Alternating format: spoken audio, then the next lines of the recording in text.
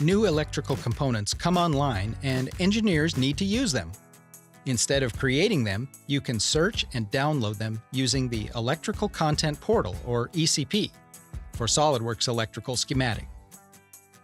You can still use a web browser, but new is the ability to run ECP directly in the task pane of SOLIDWORKS Electrical. In the View tab, select the ECP icon. In the ECP, you see what are the newly added items and what sections are updated. Let's search for WAGO libraries, and you will get the list of libraries available for download. PLCs have different libraries, and one that you may need has different sections like 2D footprints, symbols, and manufacturer parts.